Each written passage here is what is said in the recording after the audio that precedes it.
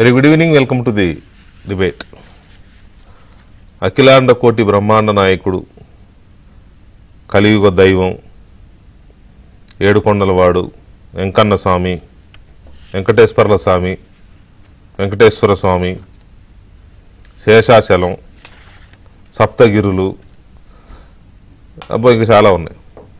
దాదాపు సహస్రనామాలు ఉన్నట్టున్నాయి, 1000 పేర్లు ఉన్నట్టున్నాయి. ఎందుకు ఇన్ని పేర్లు వెంకటేశ్వర స్వామికి ఉన్నాయి అంటే ఆ ఫస్ట్ పేరు ఒకటి దానికి సార్థకత. అఖిలాండ కోటి బ్రహ్మాండ నాయకుడు. ఎన్ని ఆలయాలు, ఎన్ని దేవాలయాలు, ఎన్ని గుళ్ళు, ఎన్ని గోపురాలు ఉన్నా తిరుమలకున్న పవిత్రత, తిరుమలకున్న విశిష్టత ఇదే వేరు. 1983 వరకు తిరుమల అనేది ఒక పుణ్యక్షేత్రం. చాలా ఆలయాల్లాగా అది కూడా ఒక పుణ్యక్షేత్రం, కాకపోతే కొద్దిగా పెద్ద క్షేత్రం. కొద్దిగా అక్కడికి వెళ్ళాలనే తపన ఎక్కువ ఉండేది కాబట్టి పర్లేదు, ఉన్నంతలో కొద్దిగా ఏదో చేసేవాళ్ళు. కానీ ఈ వసతులు అప్పుడు లేవు. 83లో ఎన్టీ రామారావు గారు ముఖ్యమంత్రి అయిన తర్వాత ఒక రకంగా చెప్పాలి అంటే వెంకటేశ్వర స్వామికి తిరుమలకి మహర్దశ పట్టిందని అనలేము. ఎందుకంటే దైవక్షేత్రం కాబట్టి ఒక ప్రభుత్వం మహర్దశ పట్టించింది అని అనలేం. కానీ అలాంటిదే ఆ రోడ్లు వెడల్పు చేయడం కానీ, ఘాట్ రోడ్లు నిర్మించడం కానీ, కొండపైన అద్భుతమైన నిర్మాణాలు కానీ, పైన పారిశుద్ధ్యంని డెవలప్ చేయడం కానీ, కొన్ని కఠినమైన నిర్ణయాలు తీసుకోవడం కానీ. ఎందుకంటే ఈ లిక్కరు, స్మోకింగు, ఇంకా చండాలమైన కార్యక్రమాలు చాలా జరిగాయి పైన. అంతకుముందు చాలా మన పెద్దవాళ్ళకు తెలుసు ఎంత భయంకరంగా ఉండేదో పైన. వాటితో పాటు ఆ సత్రాల మెయింటెనెన్స్ కానీ, కొత్త కొత్త కాటేజీలు నిర్మించడం కానీ, దాతల్ని ప్రోత్సహించి నిత్యాన్నదానం కూడా తెలుగుదేశం పార్టీ అధికారంలోకి వచ్చినాకనే మొదలైంది. సో ఇన్ని కార్యక్రమాలు చేస్తూ ఆ లడ్డూ ప్రసాదాన్ని ఒక ప్రసాదంలా కాకుండా ఒక పవిత్రమైన అమృతంలాగా తయారు చేసిన ఘనత కూడా ఎన్టీ రామారావు ప్రభుత్వానికి, ఆ తర్వాత వచ్చిన చంద్రబాబు నాయుడు ప్రభుత్వానికి దక్కుతుంది. లడ్డు తిరుపతి వెళ్ళిన వాళ్ళు లడ్డు తీసుకొస్తే దానికి ఎంత ప్రయారిటీ ఉంటుందంటే వాళ్ళు దాన్ని మళ్ళీ శనివారం నాడు పూజ చేసుకుని కొంచెం కొంచెం కొంచెం కొంచెం వాళ్ళ వాడకట్లో ఉన్న వాళ్ళకో తెలిసిన వాళ్ళకో పొట్లం కట్టి పంపించేవాళ్ళు. ఇంత లడ్డు ముక్క, ఒక కాశీదారం, అలాంటి 2-3. అది అంత ఇది ఉండేది. ఇప్పుడు చూస్తే ఏముంది, ప్రసాదంలా తింటలే, ఎవడో భోజనంలాగా తింటున్నారు. తిరుపతి లడ్డు అంటే భోజనం అయిపోయింది. ఎక్కడి నుంచి వస్తున్నాయో, ఎందుకు వస్తున్నాయో, ఎవడిస్తున్నాడో అర్థం కాదు. ఆ మధ్య ఎవరు అనేవాళ్ళు లడ్డూలు బ్లాకులో కూడా తయారు చేస్తున్నారని. ఏమో చెప్పలేము. మొన్న ఫ్రెండ్ చెప్తున్నాడు, మా ఇంట్లో తిరుపతి లడ్డు చేసామరా అని. తిరుపతి లడ్డు చేయడం ఏంటంటే సేమ్ అలాగనే అని, అంటే దాని పేరే తిరుపతి లడ్డు, ఇంట్లో చేసేసుకున్నారు. ఏమో దాన్ని తీసుకెళ్ళి తిరుపతిలో కొండ మీద ఏ లడ్డూలు అంటే మన పిచ్చి భక్తులు కొనేస్తారు కదా అమాయకంగా. సో అది పరిస్థితి. ఎందుకు ఇదంతా, ఈ సోదంతా, ఈ రొదంతా ఎందుకు చెప్పాల్సి వస్తుందంటే గడిచిన 4-5 సంవత్సరాలుగా వెంకటేశ్వర స్వామి దర్శనం కోసం వెళ్ళి వచ్చిన ఏ భక్తుడినైనా కదిలించండి, ఆ ప్రభుత్వాన్ని, అక్కడున్న టీటీడీ పాలక వర్గాన్ని, లేకపోతే అక్కడ ఉన్న ఉద్యోగుల పనితీరుని, లేకపోతే అక్కడున్న పరిసరాలని తిట్టుకుంటూ పంటి బిగువన కోపాన్ని అణుచుకుంటూ దర్శనం చేసుకొచ్చారు తప్ప ఒక పవిత్రమైన భావనతో మనశ్శాంతిగా దర్శనం చేసుకుంటూ అలా ఎవరు. మాకు ఫోన్లు చేస్తూ ఉండేవాళ్ళు వెళ్ళొచ్చిన వాళ్ళు, ఏంటండి వెంకటకృష్ణ గారు తిరుమల కొండ మీద అటాక్ చేసేస్తున్నారు అని. సో ఇది పరిస్థితి. ఎందుకు తయారైంది తిరుమల ఇలా? ఈ దుర్మార్గులు ఏ స్థాయికి వెళ్ళారంటే అక్కడ కూడా అవినీతి, భయంకరమైన అవినీతి. సరే ఏదో చిలకొట్టుడు కొట్టారు తెలిసి తెలియక 5ో 10ో ఎవరి దగ్గర అనుకుంటే అది ఎప్పుడు ఉంటుంది, మనుషులు ఎక్కడున్నా అది ఉంటుంది. వీళ్ళు వ్యవస్థీకృతం చేశారు కొండ మీద అవినీతిని, పంచుకున్నారు, భయంకరంగా పంచుకున్నారు. బుద్ధి జ్ఞానం లేకుండా, సిగ్గు శరం లేకుండా, దేవుడు అంటే భయం లేదు, భక్తి లేదు. ఎందుకంటే వాళ్ళ దేవుడు వేరు అనే మరి దాంట్లో చేసుకున్నారో ఏమో తెలియదు, కావాలని దీనికి చెడ్డ పేరు తేవాలనుకున్నారో తెలియదు. ఇలాంటి సిచ్యువేషన్లో తిరుమల ఎందుకు ఈ రకంగా భ్రష్టు పట్టిపోయింది? ఇక దీని మొత్తానికి ఆయన ఒక దేవగురువును పెట్టుకున్నాడు. ఆయన ఆయనకు ఆ శక్తులు, అతీత శక్తులు లేకపోతే ఏమైనా ఉన్నాయో లేవో నాకు తెలియదు, కానీ వైజాగ్లో ఉండే స్వరూపానందం గారికి ఉన్నాయో లేవో తెలియనప్పుడు నేను లేవని అనలేను, ఉన్నాయనడానికి నా మనసు ఒప్పుకోదు, నేను నమ్మను కాబట్టి. లేవని అనలేను, ఉంటే ఉండవచ్చు, అది వేరే విషయం. ఆయన జగన్మోహన్ రెడ్డి గారికి దేవగురువు. ఈయన వైజాగ్ తిరుమల కొండ మీద మకాం వేశాడు. తిరుమల కొండ మీద మకాం వేసి 6 అంతస్తులు 7 అంతస్తుల బిల్డింగ్ కట్టాడు. ఋషికొండ మీద జగన్మోహన్ రెడ్డి కట్టినట్టు తిరుమల కొండ మీద ఆయన కట్టాడు. ఎందుకంటే ఆయనకి 6 అంతస్తుల భవనం ఎవడిచ్చాడు కట్టమని పర్మిషన్ ఎవడిచ్చాడు, అసలు ఆయన స్థలం ఎవడిచ్చాడు? అక్కడ రూములు కట్టి ఆయన అద్దెకిచ్చుకుంటాడంట. ఎవడమ్మా అమ్మగుడు సొమ్ము? నువ్వు పీఠం పెట్టుకుంటా అంటే పీఠం పెట్టుకుని పూజలు చేయి, ఆ యజ్ఞాలు యాగాలు హోమాలు చేసుకో. నువ్వు ఎవడో బిల్డింగ్ కట్టడానికి? ఆ కట్టి అసలు అక్కడ వాళ్ళు చెప్తుంటే ఎలా ఉందంటే, ఈయనకు తోడు ఇంకో 5-6 మఠాలు ఇట్లాంటివి ఉన్నాయంట. అందరూ కాదు, అన్ని మఠాలని నేను అన్ను చాలా పవిత్రంగా హుందాగా హైందవ మతాచారం ప్రకారం చేసేవాళ్ళు చాలా మంచి మఠాలు చాలా ఉన్నాయి. కానీ ఇట్లాంటి దొంగ మఠాలు కొన్ని ఉంటాయి. ఈయనతో పాటు ఇంకో 5-6 చేరారంట. ఈ 5-6 మఠాల మాఫియాకి ఈయన మాఫియా డాన్. ఈ మాఫియా డాన్ ఏం చేస్తాడంటే, అక్కడ కూర్చొని అక్కడ ఒక చెంచాని పెట్టుకున్నాడు. ఆ చెంచా ఒక రాజకీయవేత్త. వీళ్ళు చేసే అరాచకాలు అన్నీ ఇన్ని కాదు. దర్శనాల టికెట్లు కూడా అమ్ముకుంటారు. అక్కడ కళ్యాణం చేయాలంటే ఈయన ఆశీస్సులు ఇచ్చి ఈయనకు ముడుపులు ఇచ్చుకుంటే ఆ కళ్యాణం ఫ్రీ అయిపోద్ది. ఇక వైసీపీ నాయకులు మంత్రులు అయితే ఇక ఇష్టారాజ్యం అనమాట. 100 మందిని దర్శనాలకు పంపిస్తారు రోజు, ఒక్కొక్కళ్ళే బ్రేక్ దర్శనాలకు, ఇవన్నీ విఐపి దర్శనాలు. కానీ మరి మిగతా భక్తుల సంగతి ఏంటి? మాలాంటి వాడు వెళ్తే పరిస్థితి ఏంటి? మాలాంటి వాడు పక్కన పెట్టారు, మామూలు సామాన్య భక్తులు వెళ్తారు కదా పాపం. వాళ్ళేమో గంటలు ఒక రోజు వార్తలు వస్తూ ఉంటాయి మనకి. 16 గంటలు వెయిటింగ్, 18 గంటలు వెయిటింగ్, 42 గంటలు వెయిటింగ్. వాళ్ళు 42 గంటలు క్యూలో నిలబడాలి ఆ దేవుడిని చూడాలి. నువ్వేమో ఇలా వెళ్ళాలి, వచ్చేస్తావు 1/2 గంట నుంచి దేవుడి దగ్గర నువ్వు చేసే పాపాలు కడుక్కోవడానికి. సరే, ఆ దేవుడు మరి ఎందుకు మిమ్మల్ని అలో చేస్తాడు అది వేరే విషయం, నాకు తెలియదు. కానీ సో ఇలాంటి సిచ్యువేషన్లో చివరికి ప్రసాదం, అది ముందు ప్రసాదం గురించి అంత చెప్పి ఇప్పుడు చెప్పబోదేట, ప్రసాదం కూడా భయంకరమైన అవినీతికి గురైపోయింది. దోచుకోవడమే, ప్రసాదంలో దోచుకోవడమే, నాసిరకం పదార్థాలు. చాలామందికి అంత 5 ఏళ్ల క్రితం తిరుపతి లడ్డు, తిరుపతి ప్రసాదం అది తింటుంటే అదొక ఆ ఫీలింగ్ వేరు. అది ఒక స్వీటో లేకపోతే తినుబండారమా, ఎవరో ఏ పేరైనా పెట్టుకోవచ్చు దానికి, ప్రసాదమా. ఎవరో ఏ పేరు, దేవుడి మీద నమ్మకం లేని వాళ్ళు ఏదో స్వీట్ అనుకుంటారేమో, దేవుడిని నమ్మేవాళ్ళు ప్రసాదం అనుకుంటారు, భక్తిగా తీసుకుంటారు. ఏదున్నా అది తింటుంటే అదొక ఫీల్ వేరు. ఇప్పుడు తింటుంటే ఏంటో ఆ ఫీల్ ఉందా ఎవరికైనా? ఎందుకంటే అందులో వాడే నెయ్యి కానీ లేకపోతే ఆ జీడిపప్పు కానీ ఇవన్నీ సెకండ్ గ్రేడ్ క్వాలిటీ లేని తీసుకొచ్చి తయారు చేస్తున్నారు అనేది ఒక పెద్ద ఆరోపణ ఇప్పుడు రైజ్ అయింది. ఇలాంటివి ఎన్నో తిరుమల క్షేత్రాన్ని అపవిత్రం చేసిన గడిచిన 5 ఏళ్ల పాలన, ఆ బంధాల నుంచి ఇప్పుడు తిరుమల వెంకటేశ్వర స్వామిని తప్పించాలి. చంద్రబాబు నాయుడు గారు ప్రభుత్వం రాగానే ఈవోని మార్చారు.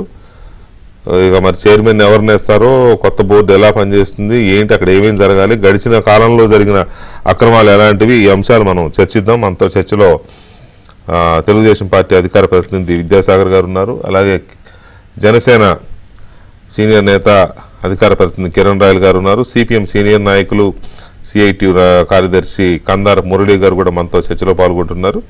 అండ్ శ్రీకాకుళం ఆనందాశ్రమం పీఠాధిపతి శ్రీనివాసానంద సరస్వతి కూడా కాసేపట్లో మనతో జాయిన్ అవుతారు. అవకాశం ఉంటే బీజేపీ అధికార ప్రతినిధి భానుప్రకాష్ రెడ్డి గారు కూడా జాయిన్ అయ్యే అవకాశం ఉంది. రైట్, ఎనీవే కిరణ్ రాయల్ గారు నమస్తే.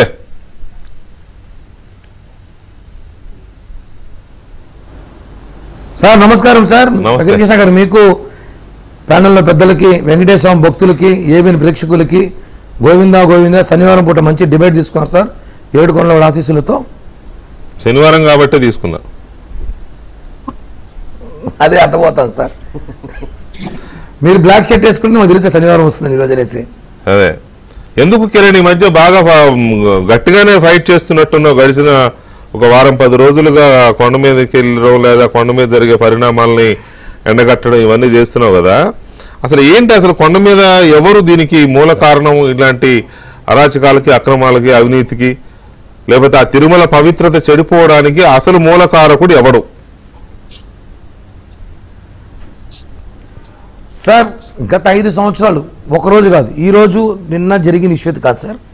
గత 5 సంవత్సరాలుగా దీని మీద మాట్లాడే వ్యక్తులు ఒకరో ఇద్దరు, మీ ఛానల్స్ మా లాంటి విద్యాసాగర్, నేను, మురళన్నో, భానున్నో, ఇంకొక నలుగురు తప్ప ఇంక ఎవరిని మాట్లాడే అవకాశం ఇలా, మమ్మల్ని కూడా మాట్లాడే ఛాన్స్ ఇలా, మమ్మల్ని కూడా చాలా ఇబ్బందులు పెట్టి తొక్కారండి. కారణం ఏంటి సార్?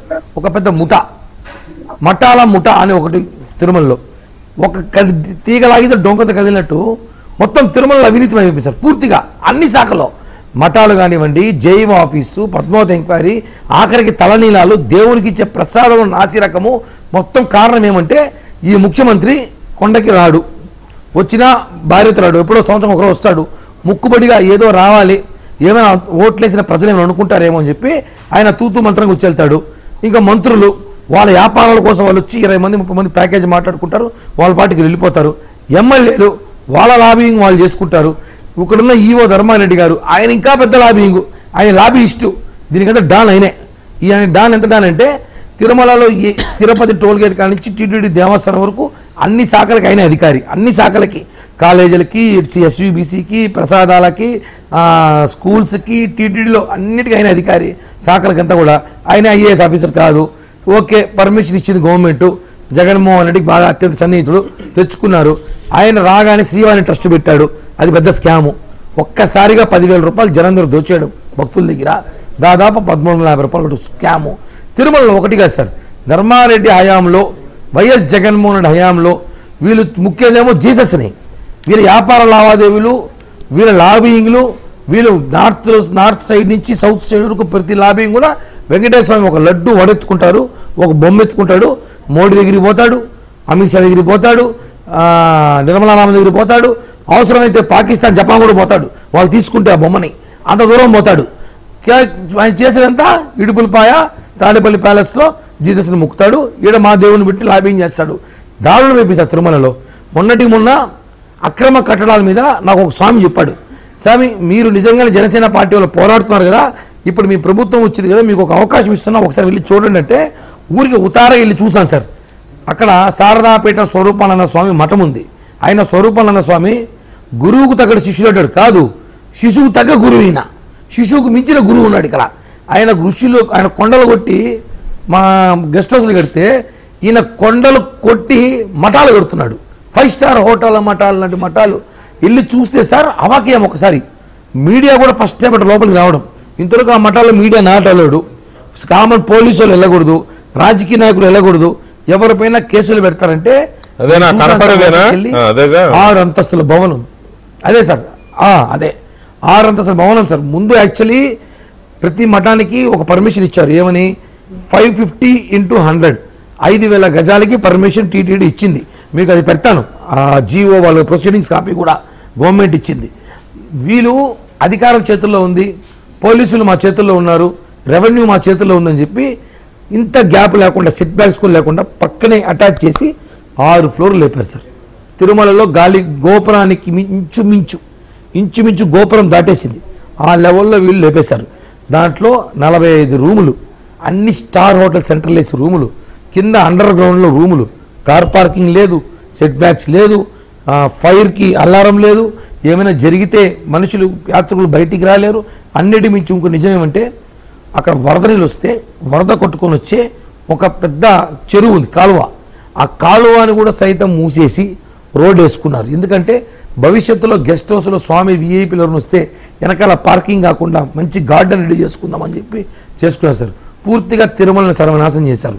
ఈ మఠాలని కదిలిస్తే ఒక మఠమే కాదు, దాదాపు తిరుమల 33 మఠాలు ఉంటే 15-16 మఠాల దాకా మొత్తం స్కామ్, మొత్తం సిండికేట్ అయిపోయి ఈయన గురూజీ, ఈయన శిష్యులు ఒక అతన్ని పెట్టుకొని, ఆయనకి సబ్ గురు శిష్యులు ఒక ముగ్గురిని పెట్టుకొని మొత్తం తిరుమలలో ఎక్కడ ఏం జరగాలన్న వాళ్ళు కన్ను సన్నులను జరిగే విధంగా ఒక టీం సెట్ చేసుకున్నారు. కిరణ్ రాయల్ పిత్రుడు ఒకడు పెళ్లి చేసుకుని 100 మందిని రెఫర్ చేస్తే కుదరదు, ఆ 100 మందికి గాను 300 మందికి డబ్బు కట్టాల్సిందే. నువ్వు 100 మంది చేసుకున్న 300 మంది డబ్బు కట్టాల్సిందే, 200 మంది చేసుకున్న 300 మంది డబ్బు కట్టాల్సిందే. ఒక సిండికేట్ అయిపోయారు.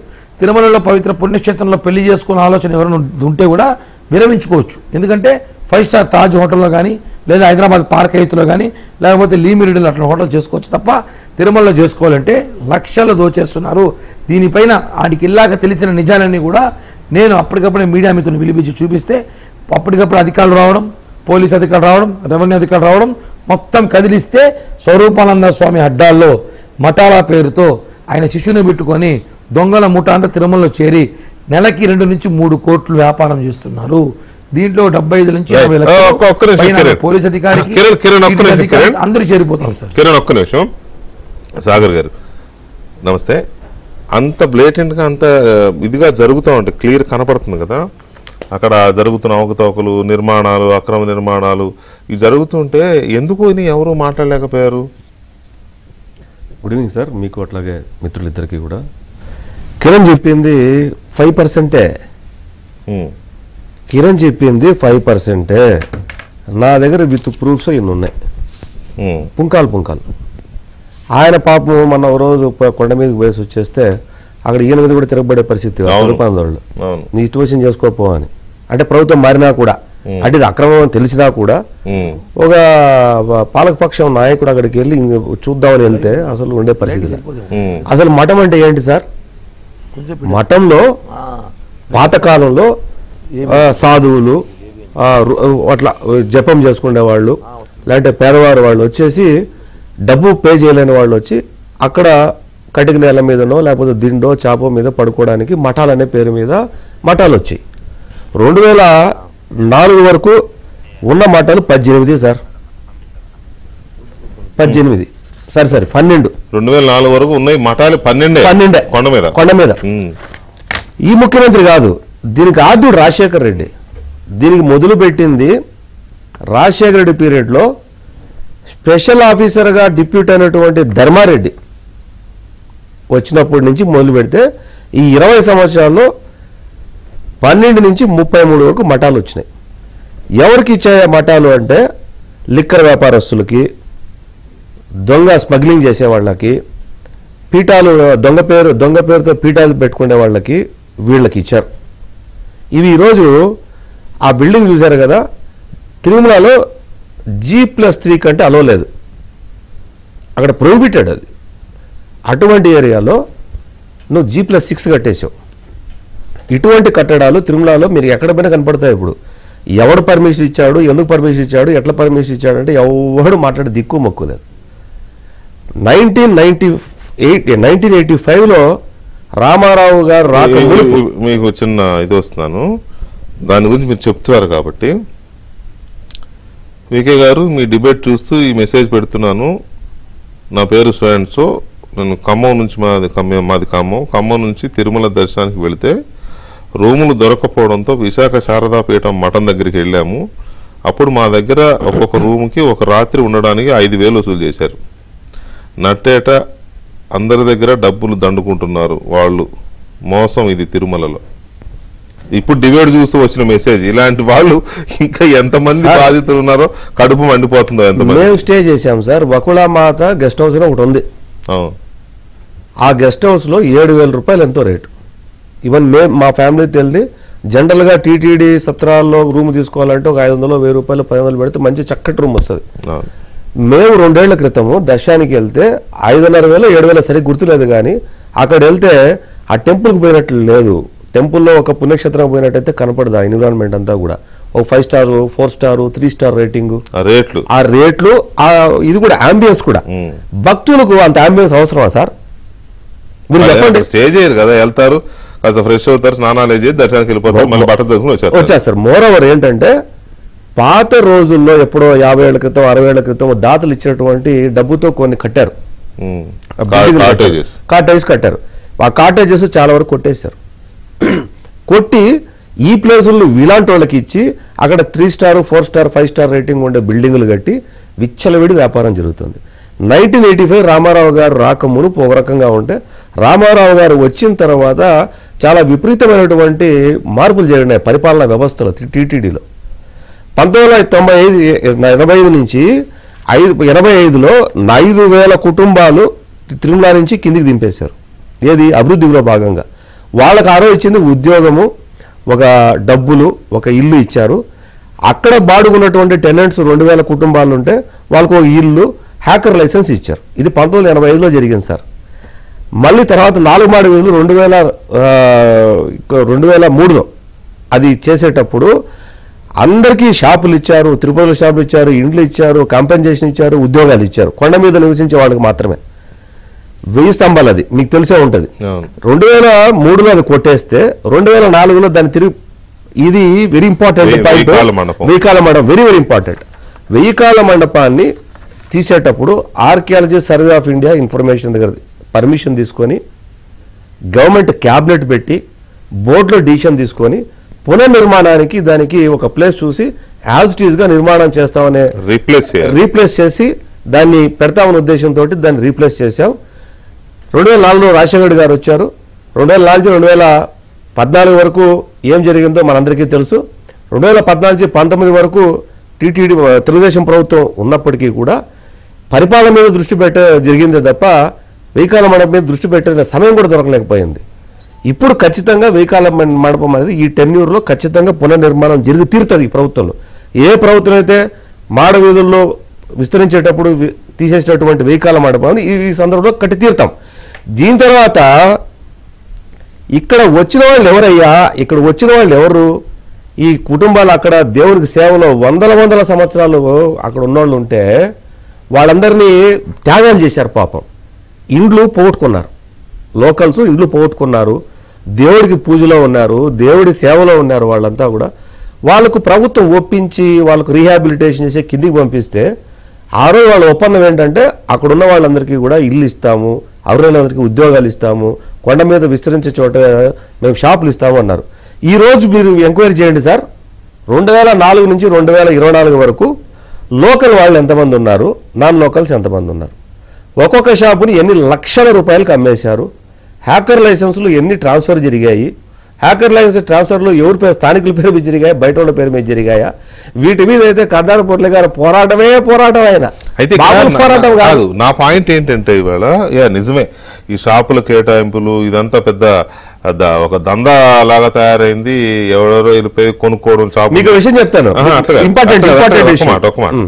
షాపుల్ని తీసుకోవడం, రాజకీయ పైరవీతో మళ్ళీ ఇంకెవడికో అమ్ముకోవడం, వాడు ఇంకెవడికో అమ్ముకోవడం, ఇదంతా ఒక దందా అయిపోయింది. ఇది ఒక ఆస్పెక్ట్. కానీ వెంకటేశ్వర స్వామి దర్శనం కోసం వెళ్ళే భక్తులు పడుతున్న ఇబ్బందులు కానీ లేకపోతే వాళ్ళ ఫీలింగ్స్, మనం ఒక దీనికి వచ్చాం, మనం ఒక పవిత్రమైన పుణ్యక్షేత్రానికి మన దేవుడుగా, మన ఇలవేల్పుగా, లేకపోతే అఖిలాండ బ్రహ్మాండ నాయకుడు గాని ఇంటి దేవుడుగా అదే ఇలవేల్పు అని వెళితే అక్కడికి ఇదేంటి ఇలా ఉంది, అసలు మన తిరుమలేనా, ఎందుకు ఇలా తయారైంది అనే ఒక నెగిటివ్ వైబ్రేషన్కి ఎందుకు వచ్చింది, ఎవరు దీనికి కారకులు, ఎలాంటి పరిస్థితులు అక్కడ కొత్తగా వచ్చి పడ్డాయి జగన్మోహన్ రెడ్డి ప్రభుత్వం. గారు గుడ్ ఈవినింగ్ అండి. మురళి గారు, తిరుమలలో ఎప్పటి నుంచో మీరు చూస్తున్నారు, అక్కడ ఉండే పరిణామాలు కానీ అక్కడ జరిగే దందాలు కానీ ఇవన్నీ ఎప్పటి నుంచో చూస్తున్నారు. సరే, ఈ దందాలు వీటి జోలికి వెళ్లే ముందు సామాన్య భక్తుడు ఎంతో ఆశతో, ఎంతో వాళ్ళకి ఏదో ఎంతో నమ్మకంతో దర్శనం చేసుకోవాలి, మొక్కుబడులు చెల్లించుకోవాలని వస్తారు కదా, వాళ్ళని నిలువు దోపిడీ చేసి, మామూలుగా వెంకటేశ్వర స్వామికి నిలువు దోపిడీ ఇవ్వాలి అనేది ఒక మొక్కు ఉంటుంది, లేకపోతే వెంకటేశ్వర స్వామి వడ్డీ కాసుల వాడు అని అదొక పేరుంది. ఎందుకంటే ఇప్పుడు ఉద్దేశించకపోతే వడ్డీ వేసి తర్వాత ఏదో ఉంటాయి, నాకు అంత క్లియర్గా తెలియదు. కానీ ఆ వచ్చే భక్తుడిని వీళ్ళు నిలువు దోపిడీ చేసేస్తున్నారు, భయంకరంగా దోచేస్తున్నారు కదా. ఎందుకు ఇలా తయారైంది గడిచిన కాలంలో ఈ పరిస్థితి అంతా ఇట్లా? సార్ నమస్కారం. మీకు ప్యానెల్ లో ఉన్న మిత్రులు విద్యాసాగర్, అదే మాదిరి కిరణ్ గారికి, వీళ్ళకిద్దరికి, అదే మాదిరి వీక్షకులకు నేను నమస్కారం తెలియజేస్తున్నాను. సిపిఎం మౌలికమైన విషయం ఏమిటంటే, ఈ నా 5 సంవత్సరాల పరిపాలనా కాలంలో గడిచిన ప్రధానమైనటువంటి, ముఖ్యంగా వైవి సుబ్బారెడ్డి గారు 4 సంవత్సరాల పాటు చైర్మన్ హోదాలో ఉన్నారు. జవహర్ రెడ్డి గారు ఆయన ఆరంభంలో ఈఓగా కరోనా టైం దాకా కీలకమైనటువంటి సమయంలో ఆయన ఈఓగా ఉన్నారు. అత్యధిక కాలం చైర్మన్ గా సుబ్బారెడ్డి గారు పరిపాలన చేశారు. చివరిలో కొద్ది కాలం పాటు చైర్మన్ గా కరుణాకర్ రెడ్డి గారు స్థానిక శాసనసభ్యుడు ఉన్నారు. నేను ఈ సందర్భంగా చెప్పదలుచుకున్నటువంటి మౌలికమైన అంశం ఏమంటే, ఒక సాధారణ భక్తుడు యూనిట్ గా గాని, ఒక కాంట్రాక్ట్ కార్మికుడు యూనిట్ గా గాని, ఉద్యోగి యూనిట్ గా గాని, లేదంటే తిరుమల కొండకొచ్చే భక్తులు యాత్రికులు వారి సౌకర్యాలు దానికోసం పెట్టినటువంటి ప్రయత్నం దాదాపు శూన్యం. జగన్మోహన్ రెడ్డి గారు కానీ ఆయన ప్రభుత్వం కానీ ఏ సందర్భంలోనూ టీటీడీలో పరిణామాల మీద సమీక్ష చేయడం కానీ, ఆయన స్వయంగా జరుగుతున్నటువంటి వాటి మీద పరిశీలన చేయడం కానీ, నిర్ణయాలు చేయడం కానీ జరగకపోవడం అనేది ఒక దురదృష్టకరమైనటువంటి పరిణామం. ఈ రాష్ట్రంలో ఉన్నటువంటి ఒక్కొక్క డిపార్ట్మెంట్ ని, ఒక్కొక్క విభాగాన్ని కొంతమంది వ్యక్తులు కేటాయించేసి దానికి రారాజులు వాళ్లే, చక్రవర్తులు వాళ్లే, వాళ్ళు ఏమనుకుంటే అది వాళ్ళ ఇష్టానుసారంగా వ్యవహరించే ఒక ధోరణి. ఏమాత్రం వాటిలో జరుగుతున్నటువంటి అంశాలను పరిశీలన చేసే పరిస్థితి కూడా లేదు. ఈ విషయాన్ని నేనేదో చెప్పడం కాదు, స్వయంగా వైసీపీలో మంత్రులుగా పనిచేసినటువంటి వాళ్ళు కూడా, కీలక స్థానాల్లో ఉన్నటువంటి మంత్రులు కూడా, మేము ఏదైనా సందర్భాన్ని బట్టి సమస్యలు చెప్పడానికి పోతే టీటీడీ గురించి మాత్రం మాకు చెప్పదు మురళి, అక్కడ మేమేమి ఏడు పెట్టే పరిస్థితి లేదు, వాళ్ళు డైరెక్ట్ గా ముఖ్యమంత్రితోనే డైరెక్ట్ సంబంధం కలిగినటువంటి వాళ్ళు, వాళ్ళకి చెప్పగలిగేంత స్థితి లేదని ఈ రోజు ఆంధ్ర రాష్ట్రంలో గడిచిన ప్రభుత్వంలో నెంబర్ 2 గా పనిచేసినటువంటి మంత్రి కూడా ఈ రకమైనటువంటి పరిస్థితుల్లో చెప్పాడనంటే అక్కడ ఉన్నటువంటి స్థితి ఏందో మీకు అర్థమైపోతుంది అనుకుంటాను. మనకందరికీ బాగా గుర్తుంటుంది, ఎస్వీబీసీలో ఒక డైరెక్ట్ ప్రసారం ఒకటి వచ్చింది, ప్రత్యక్ష ప్రసారం. ఏమని వచ్చిందనంటే, ఈ సేవలు ఎట్లా పెంచాలి అనేది సుబ్బారెడ్డి గారి సమక్షంలో చర్చ జరిగింది. అక్కడ చెప్తున్నారు, సుప్రభాతం సేవ ఇప్పుడు 500 ఉంది, 2000 చేసేయండి, లేదా మామూలు దర్శనం ఉంది 100 రూపాయలు 300 చేసేయండి, లేదనంటే ఉదయాస్తమానం సేవలు అవన్నీ ఉన్నాయి 50 లక్షలు 1 కోటి రూపాయలు చేసేయండి. ఇట్లా దేవుణ్ణి ఒక వేలానికి పెట్టినట్టుగా వ్యవహరించినటువంటి తీరు చాలా భక్తుల మనోభావాన్ని దెబ్బతీసింది. భక్తుల యొక్క ప్రయోజనాలు, భక్తుల అవసరాలు, భక్తుల కోరికలేంది, వాళ్ళ యొక్క కొండ మీదకి వచ్చిన తర్వాత వాళ్ళ పరిస్థితి ఏందన్నటువంటి దాని మీద చాలా తక్కువ చర్చ జరిగింది.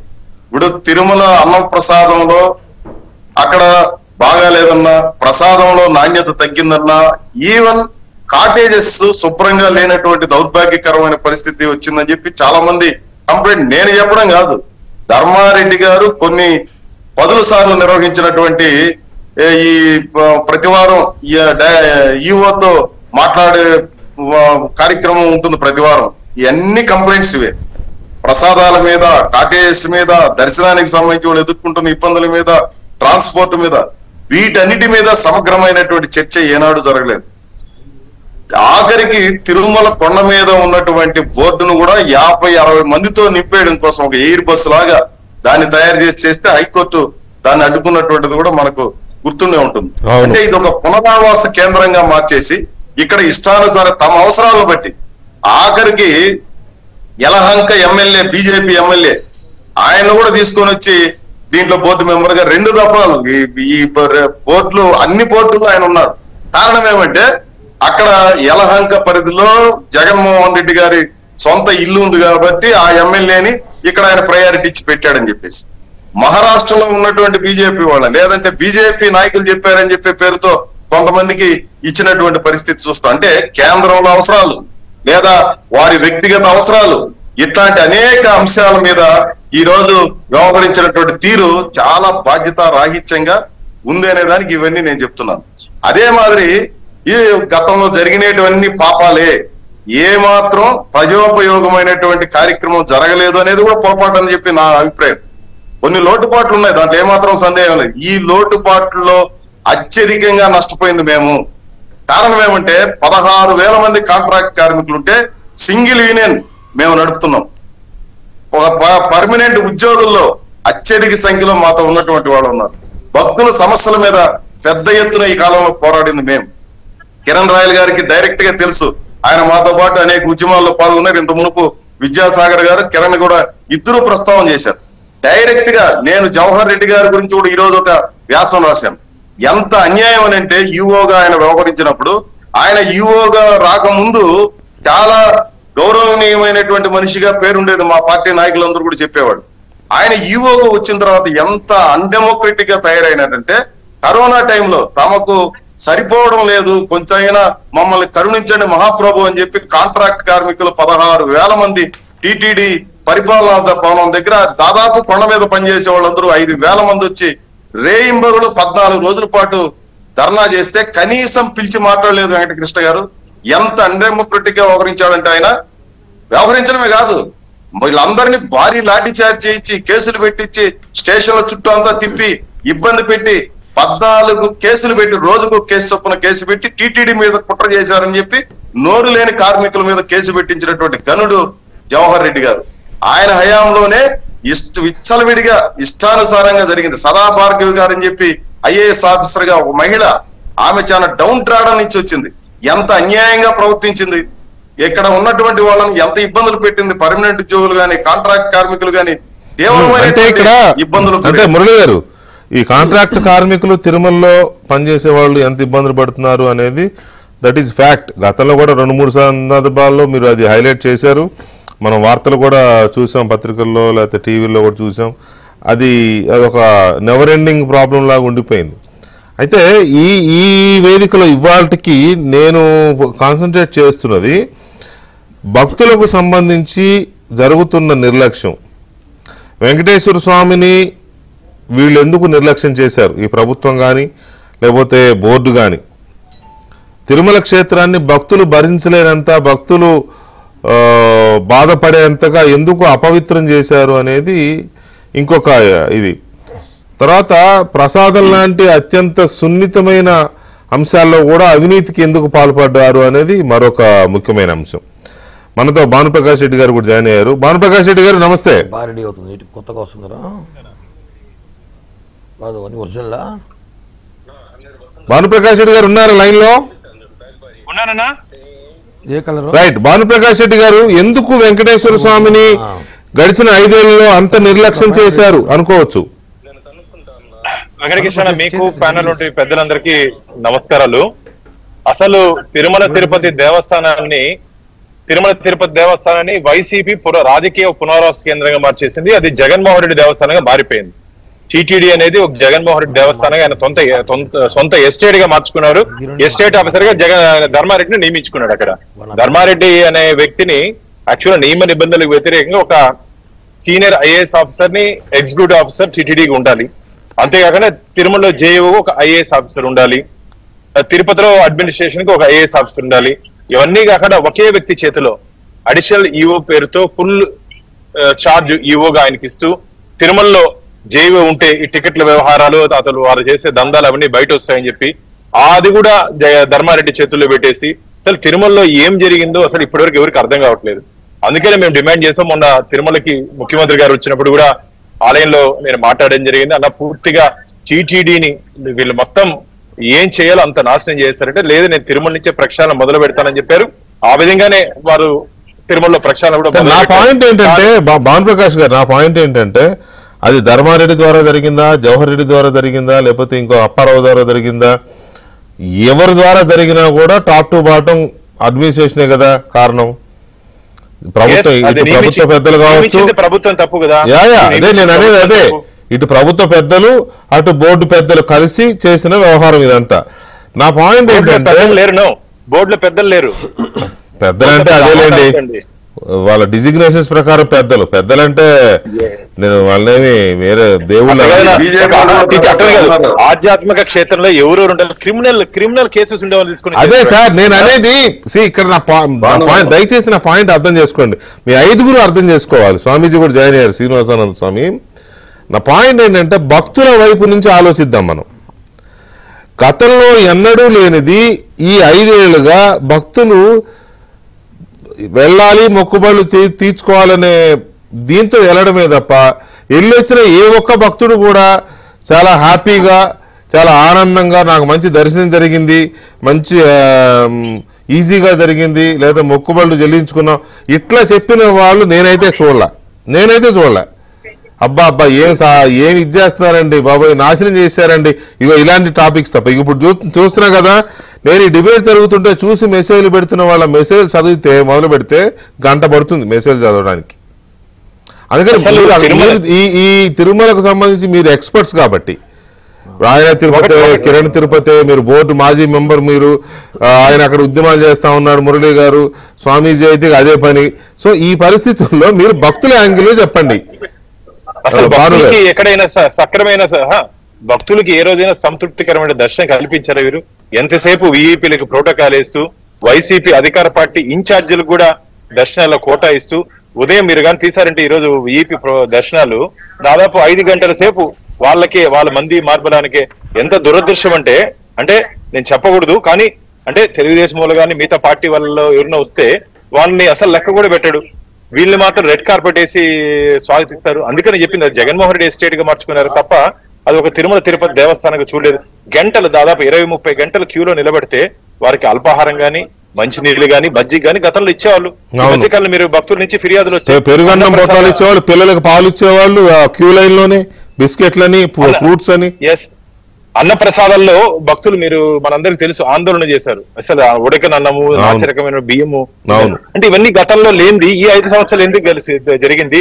వాటిల్లో కూడా కమిషన్లు తీసుకున్నారు, పర్చేజ్ లో కూడా కమిషన్ తీసుకున్నారు. దురదృష్టం అక్కడ ఉన్నటువంటి చైర్మన్ ఇంజనీరింగ్ వర్క్స్ లో కూడా 10 నుంచి 15% కమిషన్ తీసుకున్నారని భక్తుల నుంచి ఫిర్యాదు వస్తుంది.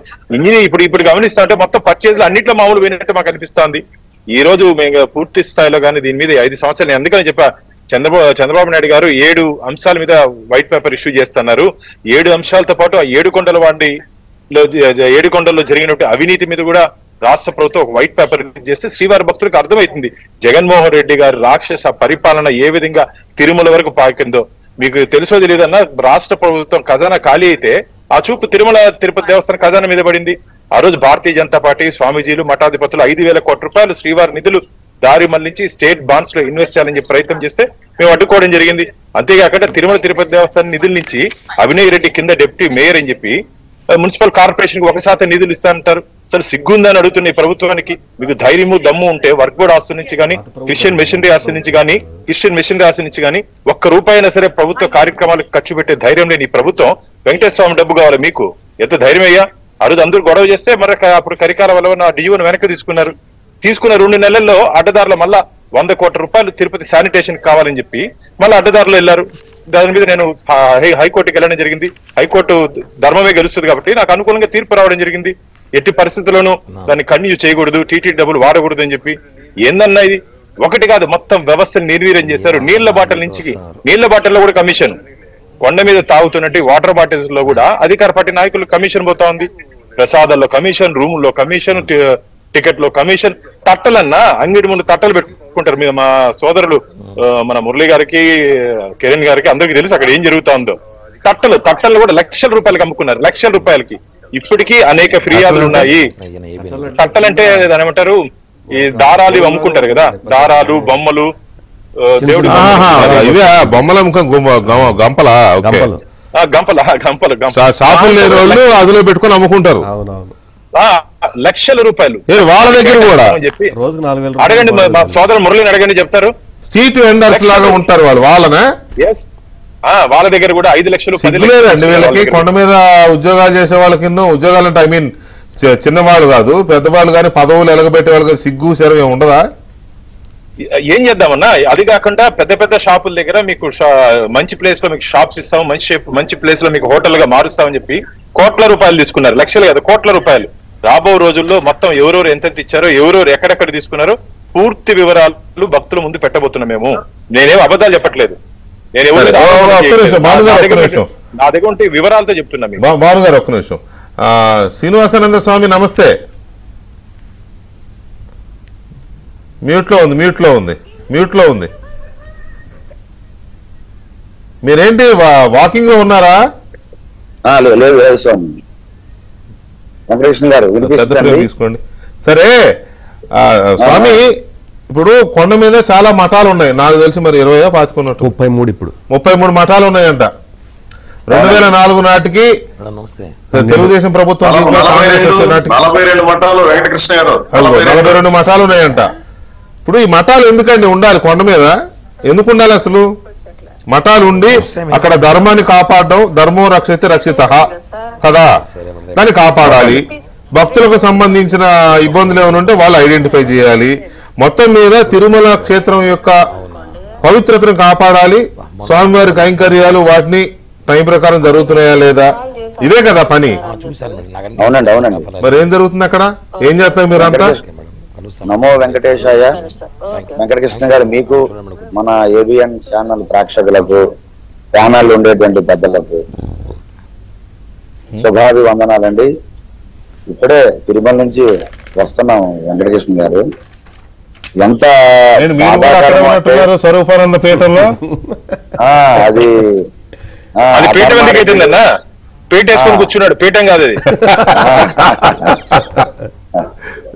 ఎంతటి బాధాకరం వెంకటకృష్ణ గారు. తిరుమల క్షేత్రం వెంకటేశ్వర సమస్థానం బ్రహ్మాండే నాస్తి కించన వెంకటేశ్వర సమోదేవో నా భూతో నా భవిష్యత్. అలాంటి వెంకటేశ్వర స్వామి దివ్యమైనటువంటి ఆ తిరుమల క్షేత్రాన్ని కలియుగ వైకుంఠంగా పిలువబడే క్షేత్రము, అక్కడ ఉండేటువంటి మఠాలకి, పీఠాలకి, సాధు సంతులకి, మఠాధిపతులకి యజ్ఞాలు చేయమని, యాగాలు చేయమని, భక్తులకి ప్రవచనాలు ఇమ్మని, పూజలు చేయమని, భజనలు చేయమని, అక్కడ వచ్చేటటువంటి భక్తులకి పిడికడి అన్నం పెట్టమని, ఎండతో కాలినడకన వచ్చేటటువంటి భక్తులకి కొద్దిగా గూడు విశ్రాంతి కలిగించే గూడు ఇమ్మని మఠాలకి స్థలాలు ఇచ్చారండి వెంకటకృష్ణ గారు. వీళ్ళ వ్యాపారం చేసుకోవడానికి ఇవ్వలేదు. స్టార్ హోటల్ తలపించేటటువంటి పెద్ద భవనాలు కట్టుకోవడానికి ఇవ్వలేదు. వీళ్ళకి నచ్చినటువంటి రకరకాల కార్యక్రమాలు చేయడానికి, వ్యాపారాలు చేసుకోవడానికి, కళ్యాణాలకి 5 లక్షలు 10 లక్షలు భానుప్రకాష్ గారికి తెలుసు. అక్కడ గదులేమో 3,000 4,000 వారి ఇష్టారాజ్యంగా పూర్తిగా ఈ మఠాలు, అన్ని మఠాలని నేను అనడం లేదు వెంకటకృష్ణ గారు. ఇప్పటికీ కొన్ని మఠాలు అక్కడ కొన్ని ఆచారాలు పాటిస్తూ ఉన్నాయి. కానీ పూర్తిగా గాలి కొదిలేసి అత్యంత కిరాతకంగా, దుర్మార్గంగా వ్యవహరిస్తున్నారు వెంకటకృష్ణ గారు. కాబట్టి ఇటువంటి మఠాలు వీటిని కఠినమైన చర్యలు చేపట్టాలి. ఈ ఆదాయం వెంకటేశ్వర స్వామికి రావాల్సి ఉంది. కాదండి, కాదు స్వామీజీ, ఇక్కడ నేను నా అబ్జెక్షన్స్ ఏంటంటే, మీ విషయంలో కూడా, మీ మీద కానీ, భానుప్రకాష్ రెడ్డి గారి మీద కానీ, లేకపోతే కిరణ్ రాయల మీద కానీ, ఇక్కడ నా పక్కన ఉన్న సాగర్ గారి మీద కానీ, మీ అందరి విషయంలో నాకు అబ్జెక్షన్స్ ఉన్నాయి. ఏదైనా తప్పు జరుగుతున్నప్పుడు తప్పురా బాబు అని చెప్పాలా కదా. ఇంత అంత ఎన్టీ రామారావు గారు తెలుగుదేశం పార్టీ అధికారంలోకి వచ్చిన తర్వాత తిరుమలలో ఆధ్యాత్మిక భావన అనేది పెరిగింది. భక్తులకి కాస్త అన్నదానము లేకపోతే అవి ఇవి ఆ ప్రసాదానికి ఒక అమృత తుల్యంలా దాన్ని తయారు చేయడం, ఇదంతా జరిగింది కదా. మళ్ళీ తెలుగుదేశం గవర్నమెంట్ వచ్చినాక మొదలెట్టారేది మీరు అందరూ పాట. తప్పు జరుగుతున్నప్పుడు పాట మొదలెట్టాల్సింది. ఒక్క నిమిషం సార్. తెలుగుదేశం ప్రభుత్వం వచ్చింది, ఆగండి సార్, ఒక్క నిమిషం ఆగండి సార్. తెలుగుదేశం ప్రభుత్వం వచ్చింది, చంద్రబాబు నాయుడు గారు దాన్ని ఎలాగైనా ప్రక్షాళన చేస్తాడు, ఒక్కొక్కరు తాట తీస్తారు, అది తెలిసిందే కదా. ఇప్పుడు కాదు కదా పాట పాడాల్సింది. అప్పుడు ఏం చేశారు? మీరు అంత భయపడ్డారా జగన్? మీరు కూడా వెంకటకృష్ణ కేసులు వేసింది ఎవరన్నా? ఎక్కువ కేసులు వేసింది కేసులు ఎవరు కాదు, కేసులు అయితే కోర్టులో లెక్క చేసే ప్రభుత్వం అప్పుడు ఉన్నది. ధర్మానికి అనుకూలంగా తీర్పులు వచ్చేది. పోనీ మీరు అన్నారు కదా, మీరు కేసులు వేసామన్నారు కదా. మీరు మీ ఒక అతను ఎవరో కేసు వేశాడు కోర్టులో, కోర్టు దాన్ని ఆ కేసుని అప్రూవ్ చేస్తూ టీటీడీకి వ్యతిరేకంగా ఆర్డర్ ఇచ్చింది కదా. ఏమైంది అతని పరిస్థితి చెప్పండి. మేము వేసిన కేసుల గురించి మాట్లాడుతున్నాం. ఇప్పుడు 81 మంది ధర్మకర్తల మండలి సభ్యులు వేసినప్పుడు 52 మందిని అభియాన్స్ లో పెట్టించాం కదా. ఈ 100 కోట్ల రూపాయలు టీటీడీ దారి మళ్లిస్తే దాన్ని కోర్టుకి వెళ్ళాం కదా.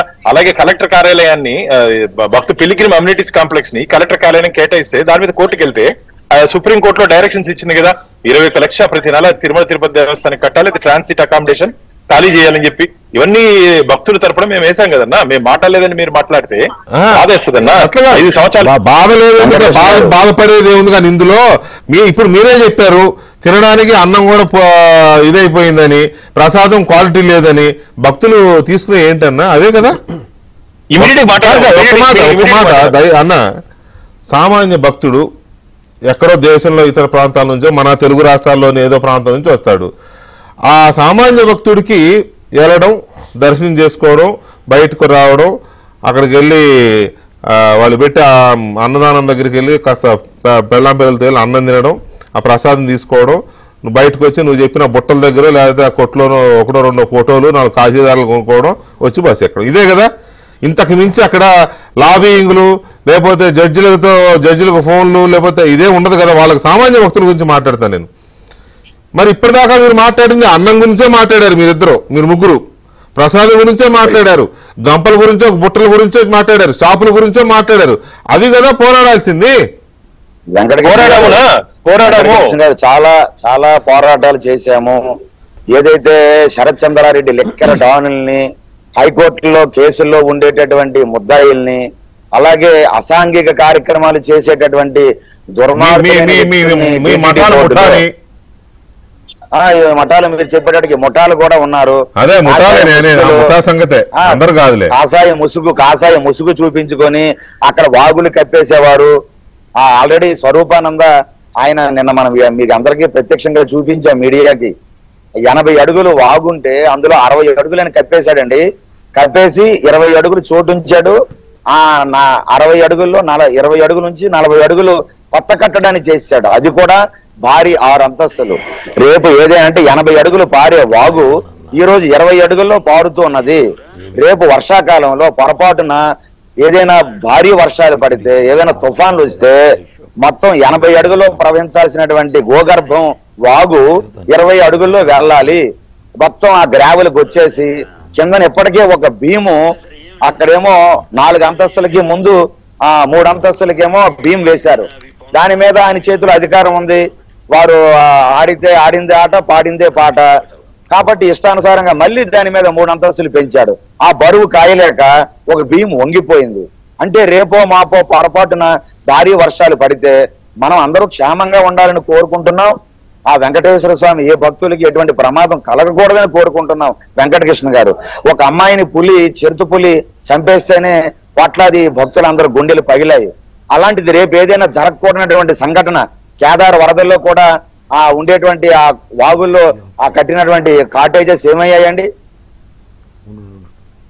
రైట్, చూద్దాం. అంటే ఇక్కడ దీంట్లో చివరికి భక్తులకు దర్శనానికి ఇచ్చే టికెట్ల రేట్లు కూడా విచ్చలవిడిగా పెంచేసి, విచ్చలవిడిగా అసలు సామాన్య భక్తుడు ఎంత ఖర్చు అవుతుంది, ఫ్యామిలీతో వెళ్తే 300 రూపాయల దర్శనం దాన్ని చేసుకోవాలంటే ఎంత ఖర్చు అవుతుంది, ఇవాళ అంతగా ఎందుకు పెంచారు? పైగా దీంట్లో స్కాము, టికెట్లు అమ్ముకోవడం, విఐపి దర్శనాల టికెట్లు లేకపోతే బ్రేక్ దర్శనాల టికెట్లు లేదా ఇంకో టికెట్ ఆ టికెట్ ఇవన్నీ అమ్ముకోవడంలో ఇదో పెద్ద స్కామ్. కొంతమందిని అక్కడ ఏజెంట్లుగా పెట్టుకొని కొంతమంది అదే పని మీద ఉన్నారు. అన్ఫార్చునేట్లీ వీళ్ళేదో దేవుడికి సేవ చేస్తారనుకున్న కొంతమంది బోర్డ్ ఆఫ్ డైరెక్టర్లు కూడా, టీటీడీ బోర్డు మెంబర్లు కూడా అలాంటి స్కాములు చేశారనే ఆరోపణలు వస్తున్నాయి. గత ప్రభుత్వ హయాంలో కొంతమంది ఎమ్మెల్యేలు, కొంతమంది మంత్రులు అయితే అదే పని మీద ఉన్నారనేది. అక్కడికి వెళ్ళి రాజకీయాలు మాట్లాడుతుంటే రాజకీయాలు మాట్లాడతారు. సో ఇలాంటివి కూడా తిరుమల కొండపైన ఎలాంటి పరిస్థితులు ఉన్నాయి, ఆ పుణ్యక్షేత్రానికి ఉన్న పవిత్రతని గడిచిన ప్రభుత్వ కాలంలో ఎలా అపవిత్రం చేశారు, ఎలాంటి అవినీతి జరుగుతుంది, ఎలాంటి పొలిటికల్ లాబియింగ్ కోసం ఎలా వాడుకుంటున్నారు అనే ఇలాంటి అంశాలు సామాన్య భక్తులకు అసలు దర్శనమే మహద్భాగ్యం అయిపోయింది అనే ఒక ఈ యాంగిల్స్లో మనం మాట్లాడుతున్నాం. అయితే విపరీతమైన స్పందన నేను ఎప్పుడు చూడాల ఈ స్థాయిలో మెసేజ్లో వెలువ. వెంకటేశ్వర స్వామి అంటే ఉన్న ఒక పవర్ అది భక్తులకి. మెసేజ్ మీద మెసేజ్లు వస్తున్నాయి, వాళ్ళు పడిన ఇబ్బందులు, అక్కడికి వెళ్ళి అది టికెట్ల రేట్లు కావచ్చు, లేకపోతే లంచాలు కావచ్చు, అన్ని రకాలుగా. సో ఈ ఫోన్లు ఇలా, ఈ మెసేజ్లు ఇలా వస్తుండగానే ప్రముఖ సినీ నిర్మాత అశోక్ కుమార్ గారు దీని మీద స్పందించడం కోసం లైన్లోకి వచ్చారు. వారితో కూడా ఒకసారి మాట్లాడదాం. అశోక్ కుమార్ గారు నమస్తే అండి. నమస్కారం అండి. నమస్తే. ఏంటి మీ ఎక్స్పీరియన్స్ ఏంటి దీని మీద? సార్ అంటే ఎప్పుడు తిరుమల అంటే సాక్షాత్తు కలియుగంలో ప్రత్యక్ష దైవం అండి. ఎంతో మందికి ఏదన్నా ఆయన దగ్గరికి వెళ్ళి చెప్పుకుంటే మన తృప్తిగా ఉంటది. అవును. బట్ ఏంటంటే నాకు జస్ట్ ఎవరు వెళ్తున్నా కూడా తిరుపతి నుంచి కొంచెం ప్రసాదం తీసుకురండి అని అడుగుతాను. నేను ఎవరు వెళ్ళినా ఎప్పుడు వెళ్ళినా కూడా ప్రేమ అనమాట. నాకు నిన్న మా వియంకుడు గారు వెళ్ళారు నిజ పాద దర్శనానికి. సరే నేను ఎప్పుడు జనరల్ గా అడగను, ఫోన్ చేసి వెళ్ళారని తెలిసి ఆ జిలేబీ ప్రసాదం అది కొంచెం పంపించండి సార్, అది చాలా ఇష్టం నాకు, కొంచెం 2 తీసుకురండి అని రిక్వెస్ట్ చేశా. సరే బాబు ఆయన తీసుకొచ్చారు, ఇవాళ నాకు ఇంటికి పంపించారు. నేను నా లైఫ్ లో అంటే దానికంటే ఒక పవిత్రమైన ఇది ఉంటదండి. అసలు మామూలు లడ్లు అంటే సరే కొంచెం రెగ్యులర్ గా ఉండేది, దాంట్లో కొంచెం రోజు చేసే దాంట్లో మార్పు ఉంటుంది. బట్ దీంట్లో ఎప్పుడు మార్పు ఉండదు సార్, చాలా బాగుంటుంది. అసలు అది ఒక 4 రోజులతో తిన్నా కూడా ఆ పవిత్రత, ఆ స్మెల్ అన్ని అద్భుతంగా ఉంటుంది. ఇవాళ వస్తే నేను వచ్చిందనగానే చాలా ఆత్రంగా వెళ్ళి అది చూస్తే నేను షాక్ తిన్నాను సార్. అంటే అది జనరల్ గా ఆ ప్రసాదం అనేది నేతితో చేస్తారు. ఇది చాలా 3 రోజులు 4 రోజులకైనా కూడా ఇది కూడా పోదు. అలాంటిది మొత్తం షుగర్ పైన వేసి చల్లినట్టుంది. అసలు టేస్ట్ లేదు. అలాంటి అసలు మామూలు అంటే దేవుడి ప్రసాదం ఇలా ఉందా అనేది చాలా బాధేసింది సార్ నాకు. అంటే ప్రసాదంగా ఫీల్ అవ్వాలి, దానిలో టేస్ట్ గురించి కూడా మనం ఆలోచించుకోవాలి. అంటే ఒకటి మీరు అన్నది ప్రసాదమే టేస్ట్ గురించి అని కాకపోయినా తిరుపతి ప్రసాదానికి ఒక రకమైన ఒక పేటెంట్ లాంటిది ఉంది. ఆ టేస్ట్ కానీ లేకపోతే ఆ క్వాలిటీ కానీ ఆ ఫ్లేవర్ కానీ దేనికి రాదు, అది పోయింది ఇప్పుడు. అసలు 100% సార్. అసలు ఈవెన్ కారం జిలేబీ కూడా అంత అద్భుతంగా ఉంటది. అలాంటిది అసలు నెయ్యి కాదు కదా, నూనె కూడా కనపడలేదు సార్. అంటే ఏదో ఒక ఎండిపోయింది అన్నట్టుంది ఇవాళ నిన్న వస్తే. చాలా బాధేసింది. భగవంతుడు అనుకున్నా, కోరుకున్నా, స్వామి ఇలాంటి అసలు అంటే నీ దగ్గర ఉండే వాళ్ళు ఇలా చేస్తుంటే వాళ్ళకి ఎలాంటి కనువిప్పు కల్పించాలనేది నేను నిజంగా చాలా వేడుకున్నా. కనీసం ప్రతి ఒక్క భక్తుడు వాడు ఏం ఆశించాడు కదా సార్, ఒక లడ్డో ఏదో ఒక ప్రసాదంతో అది పవిత్రంగా తీసుకెళ్లి ఊరంతా పోయి వాళ్ళ ఇంటికి వెళ్ళి బంధువులకి అందరికి ఇస్తారు. అటువంటి ప్రసాదం కూడా క్వాలిటీ చేయకపోతే ఇక మనకు ఎలా ఉంటది అనేది. ఇంత పెద్ద సంస్థ, ఇంత కోట్లాది మంది ప్రజలకి ఆదాయ దైవం, అటువంటి చోట ఇలా చేయడం అనేది నిజంగా చాలా బాధేసింది సార్. అది అంటే నేను ప్రసాదం ఒక్కటే మాట్లాడకూడదు, అదొక ఎక్స్పీరియన్స్ మీకు. నేను అదే మాకు వస్తుందని ఎవరో ఫోన్ లో చెప్తే నేను కూడా ఇంటర్వ్యూ దానికి వెళ్తాను, మాట్లాడాలి, ఈ విషయం చెప్పాలి అని చెప్పి నేను రిక్వెస్ట్ చేసి మీకు చెప్తున్నాను sir. Okay, thank you Ashok Kumar గారు, థ్యాంక్ యూ వెరీ మచ్ అండి. Thank you sir. Thank you.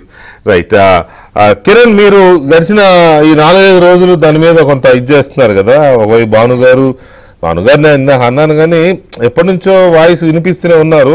కాకపోతే సామాన్య భక్తుల సైడ్ నుంచి నేను అడుగుతున్నా, ఇప్పుడు కొన్ని విషయాల్లో టికెట్ల విషయంలో చాలా దారుణాలు జరుగుతున్నాయి అనేది కూడా మన దృష్టికి వస్తూ ఉంది. చివరికి జనరల్ దర్శనంతో పాటుగా ఈ 300 రూపాయల దర్శనాల్లో కూడా చాలా అవకతవకలు జరుగుతున్నాయని, ఇష్టారాజ్యంగా మంత్రులు, వైసీపీ నేతలు మంత్రులు 100 మందిని 200 మందిని కూడా పంపించారని ఇట్లాంటివి ఏవో వస్తున్నాయి కదా. ఏంటి దాని మీద ఏం అబ్జర్వేషన్ మీది? సార్ ఈ మఠాల గురించి మాట్లాడేటప్పుడు టీటీడీ నుంచి ఒక ఎంప్లాయీ దర్శనాల గురించి మాట్లాడాలంటే ఎవిడెన్స్ ఏమైనా ఉంటే మాట్లాడతానని చెప్తే, ఒక ఎంప్లాయీ ఇక్కడున్న మంత్రి పెద్దిరెడ్డి రామచంద్ర రెడ్డి ఆయన మామూలుగా తక్కువ దర్శనాలు చేపిస్తాడని చెప్పుకుంటాడు అందరితో. ఆయనే ఒక రోజుకి 74 మందిని దర్శనం పెట్టాడు. అందులో 5 తోమల సేవలు, 6 కళ్యాణోత్సవాలు, 9 ప్రోటోకాళ్ళు. ఆ లిస్టు మీకు పెట్టాను సార్ వాట్సాప్లో. 9 ప్రోటోకాళ్ళు, 48 విఐపి బ్రేకులు. ఇవి కాకుండా సుపదాల దర్శనంలో 50. అంటే ఒక రోజుకి 120 మందికి ఒక మంత్రి దర్శనం చేయిస్తున్నాడు. అంటే ఈ సామాన్యుడి పరిస్థితి. ఈ తిరుపతిలో పుట్టి పెరిగాను, 40 ఏళ్ళుగా మొత్తం అందరూ స్వామీజీ తప్ప నలుగురు కూడా ఇద్దరు తోమల సేవ చూడాలంటే చాలా ఏళ్ళు పట్టింది. బాణనన్న బోర్డు నెంబర్ ఉన్నప్పుడు 1-2 సార్లు పోయి ఉండొచ్చు. నేను విద్యాసాగర్ మురళన్న అసలు తోమాస చూస్తున్నామేమో, అసలు ఇంతవరకు పోలా మేము, ఇన్ని సంవత్సరాలు తిరుపతిలో ఉన్నాం. అంటే ఎటువంటి పరిస్థితి వాళ్ళతో ఎవరు తెలుసన్నా? దాన్ని విచారిస్తే మా కాన్స్టిట్యున్సీ వాళ్ళు అడిగారు, మేము ఇచ్చామంటారు. ఏందన్నా కాన్స్టిట్యున్సీ వాళ్ళు ఐడి కార్డులు చూసామంటే భయపడతారు. ఎవరో శర్మాలు, వర్మాలు, కుర్మాలు, ఎవరో బయట దేశాలు, గుజరాత్, పాకిస్తాను, ఆఫ్ఘనిస్తాను, జమ్మూ కాశ్మీరు, ఆ పక్క వాళ్ళంతా దర్శనం చేసుకుపోయారు వచ్చి వాళ్ళ పేరుతో. ఎవరంటే మొత్తం వ్యాపారస్తులు, డీళ్లు, మాకు ఫ్యాక్టరీలు ఉన్నాయి, మాకు ఆడ కంపెనీలు ఉన్నాయి, మేము ఆయనకి కార్లు ఇచ్చినాము. మేము ఇంకా రోజాకైతే వడ్డానాలు ఇచ్చారంట, బంగారు వడ్డానాలు. ఆమెకి 4-5 రకాల వడ్డానాలు ఇచ్చినాము, దర్శనానికి వస్తాము. అంటే ఇవన్నీ ఎందుకన్నా ఇంత లాబింగ్? నేను ఒకటి అడిగా ఈరోజు టీటీడీలో మరీ చెప్తారు, చైన్ ఇచ్చారు లేదా రింగ్ ఇచ్చారంటే ఓకే, కానీ వడ్డానం అంత బంగారం ఎక్కడి నుంచి వస్తుంది? వడ్డానం అంటే చాలా ఉంది కదా. అలా ఏందన్నా ఒకసారి దర్శనాన్ని తీసుకెళ్తే కమిట్మెంట్ అంటే ఇప్పుడు రోజాలు ఇచ్చి తెప్పిస్తానన్నా అలా. ఎప్పుడు మాడా వీధుల్లో వెంకటేశ్వర స్వామిలో తిరుగుతాడో తెలియదు మనకి, ఎప్పుడు రేరుగా తిరుగుతాడు. ఈ రోజా ఈ నారాయణ స్వామి అయితే రోజు తిరుగుతారు అక్కడే ఒక శాలువా కప్పుకొని రోజు తిరుగుతారు. ఏంటన్నా అసలు వాళ్ళకి ఏం పని ఉంది అక్కడ? మీకేం పని అక్కడ? దర్శనం చేసుకో. అది ఎందుకంటే వాళ్ళు చేసే పనులు అటువంటివి, వాళ్ళు చేసే అవినీతి అందరూ తెలుసు. రోజుకి టికెట్లు విపరీతంగా పెట్టుకుని అమ్ముకునేశారు, లాబింగ్ చేస్తారు. రోజా అయితే నగల రూపంలో సరే, ఈ టికెట్ల స్కామ్ మీద అక్కడ ఎవరు మెయిన్ దీనికి చేసేది? వేల కొద్ది 50,000 తీసుకున్నారంట, ఎవరో చెప్పారు నాకు, మెసేజ్ వచ్చింది. 50,000 ఛార్జ్ చేశారు మాకు అని. ఇంకొక ఆవిడ పెట్టారు, ఏమి అంటే తిరుపతి చరిత్రలో దర్శనం కోసం వెళ్ళిన వాళ్ళు జనరల్ లైన్లోనైనా క్యూ లైన్లోనైనా వెళ్ళి 1 గంట 2 గంటలు అటు ఇటు దర్శనం చేసుకొస్తారు. కానీ వెనక్కి తిరిగి వచ్చిన చరిత్ర ఈ 4-5 ఏళ్ళు మనకి ఎగ్జాంపుల్స్ కనపడుతున్నాయి. ఇవి మెసేజ్లు వచ్చాయి, వెళ్ళి దర్శనం చేసుకోలేక భరించలేక వచ్చేసారంట.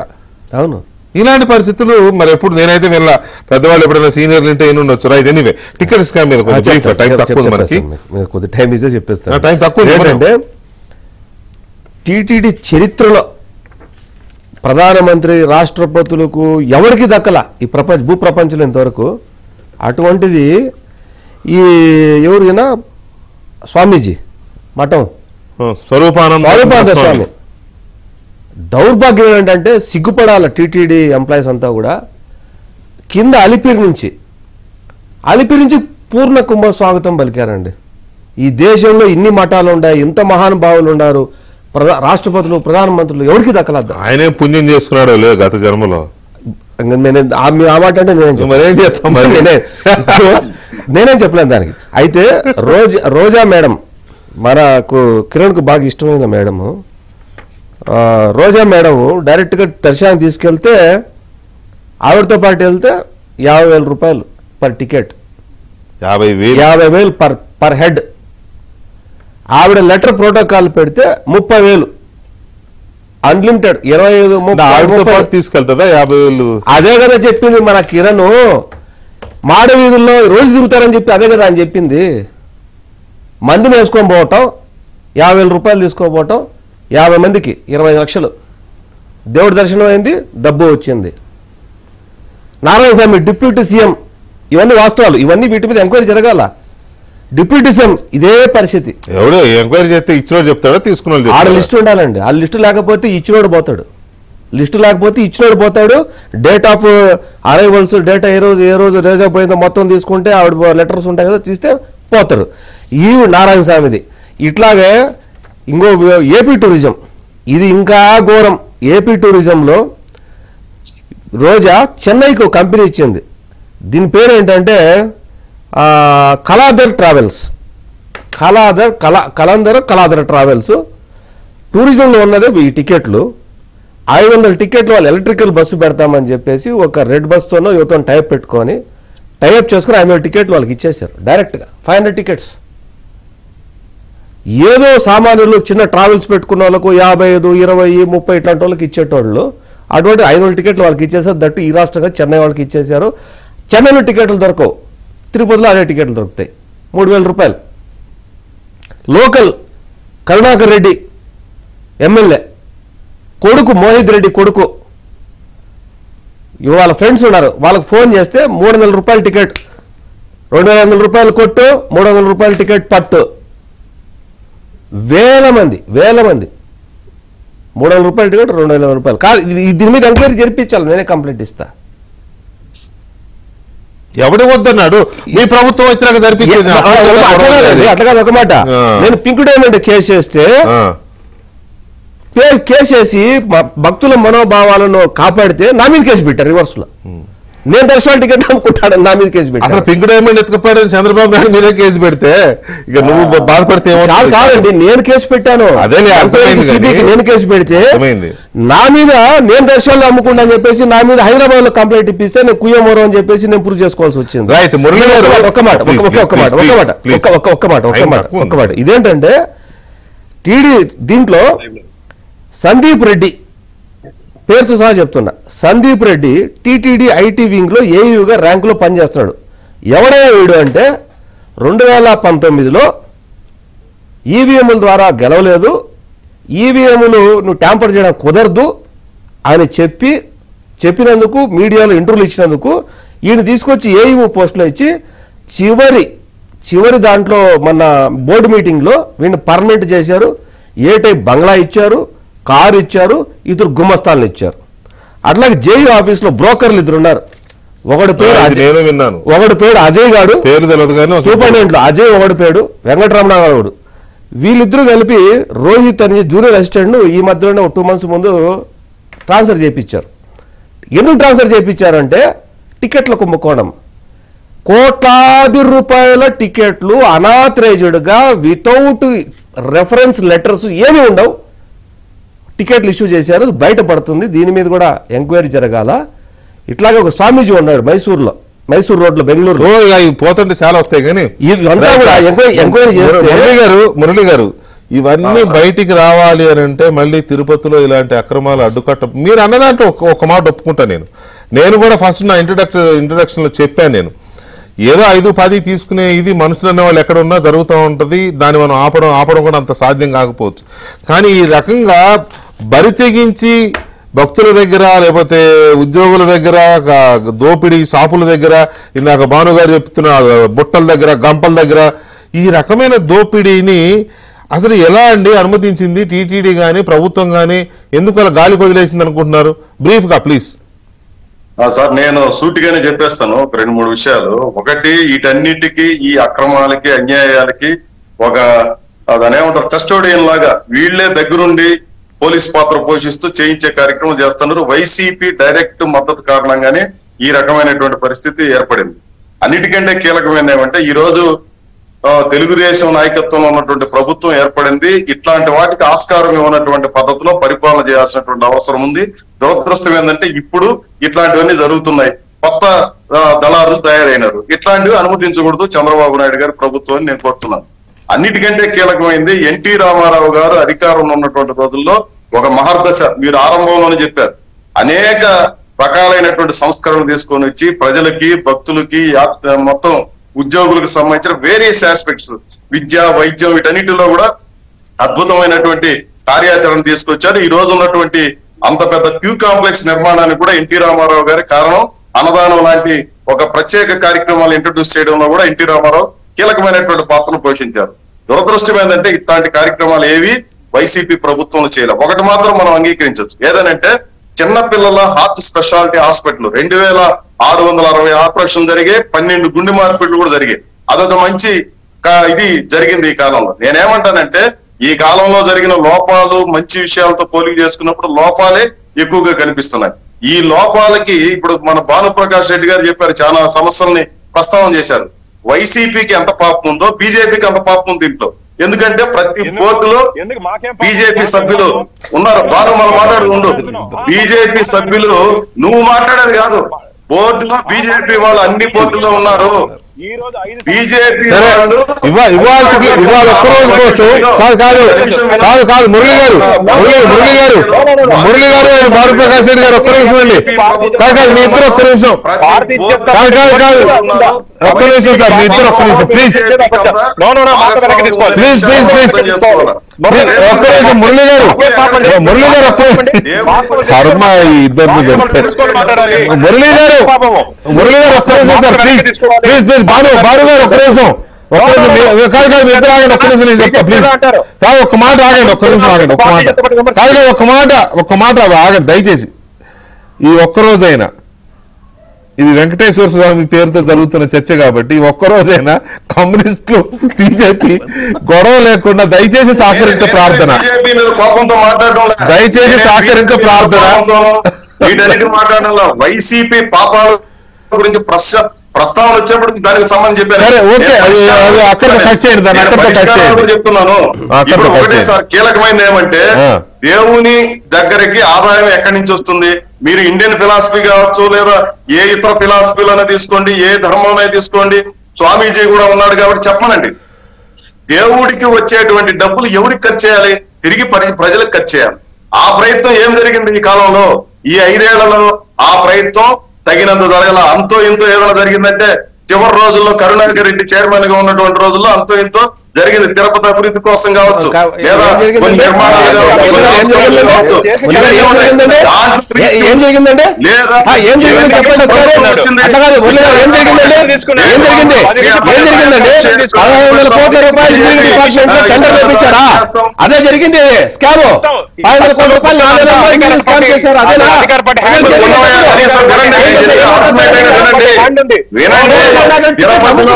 తిరుపతిలో టీటీడీ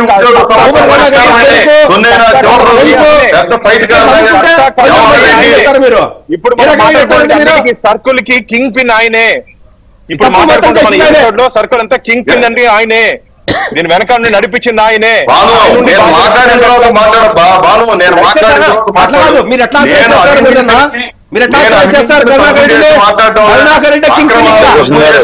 తర్వాత అక్కడ విజిలెన్స్ విచారణకి రాష్ట్ర ప్రభుత్వం ఆదేశించింది.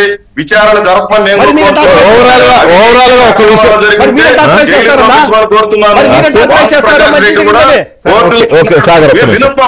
నాకు ఓవరాల్ గా అర్థమైంది ఏంటి? ఒక్క నిమిషం మురళి గారు ప్లీజ్ మురళి గారు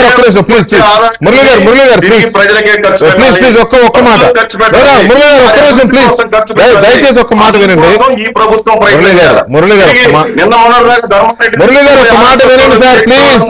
గౌరవించి మురళి గారు ఒక్క మాట సార్ మీరు చేశారు, దయచేసి ఒక్క మాట వినండి ప్లీజ్. ఇక్కడ సరే ఎవరు మాట్లాడినా ఒక్క విషయం మాత్రం అవుట్కమ్ నాకు అర్థమైంది ఏంటి అని అంటే, ప్రజాప్రతినిధులుగా ఎమ్మెల్యేలు గానో లేదా బోర్డులో మెంబర్లు గానో చైర్మన్లు గానో మంత్రులు గానో ఉన్న వాళ్ళ ప్రోత్సాహంతోనే ఇగో ఈ కార్యక్రమాలన్నీ జరుగుతున్నాయి. ఈ దరిద్రం అంతా కదా. సో వీళ్ళని సంస్కరించాల్సిన అవసరం ఉంది. అది ఒక ఆస్పెక్ట్. అది చంద్రబాబు నాయుడు గారి ప్రభుత్వంలో ఎలాంటి జాగ్రత్తలు తీసుకుంటారు, దయచేసి ఒక్క మాట టీటీడీ బడ్జెట్ 3000 కోట్ల రూపాయలు 3500 కోట్ల రూపాయలు ఉంటుంది. అటువంటిది ఇయర్ బడ్జెట్ లో 1500 కోట్ల రూపాయలు ఇంజనీరింగ్ డిపార్ట్మెంట్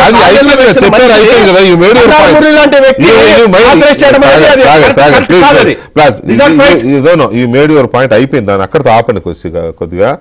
ఎందుకంటే సో ఇది చంద్రబాబు నాయుడు గారి ప్రభుత్వం వచ్చింది కాబట్టి దాన్ని ఎలా ప్రక్షాళన చేస్తారో, ఎలాంటి వాళ్ళకి బాధ్యతలు అప్పు చెబుతారో అనేది ఒకటి మనం చూడాలి రాబోయే కాలంలో.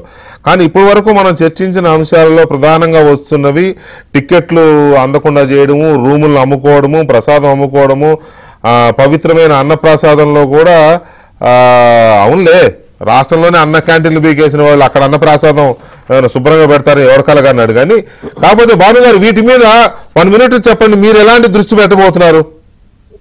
నా పూర్తిగా ధార్మిక క్షేత్రాన్ని ధనార్జన క్షేత్రంగా మార్చినటువంటి party YCP party.